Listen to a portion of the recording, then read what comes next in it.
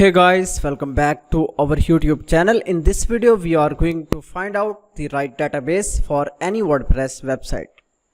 Here you can see this is a website that is built on WordPress platform with Astra theme and Elementor Pro. Now let's find the database that is associated with this website. Just log in into your hosting account as like this. After that, here you can see these are hosting packages that I have purchased. Click here, view details. Now we need to log in into cpanel.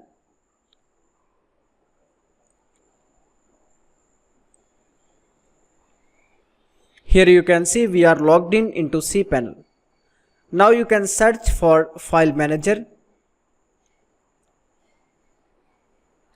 Then here you can see we need to find out the website. So here you can see this is the website that we need to find in the list. Scroll down. Here you can see this is the website. Just scroll down and find out wp-config.php. Here you can see this is the file. After that, click on edit.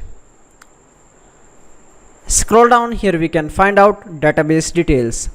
So this is database name, database user and password. How we can find out these database details in phpMyAdmin? Scroll down, we can find out phpMyAdmin. Here you can see in the database section. Just click here phpMyAdmin. After that, you can expand this option. Now we can find out the right database that is associated. Scroll down, here you can see this is the database.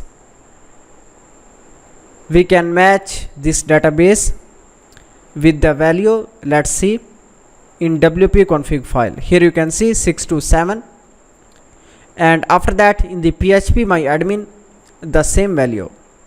In this way you can find out the right database associated with any WordPress website. Here you can see these are the 30 databases that are created in this cpanel.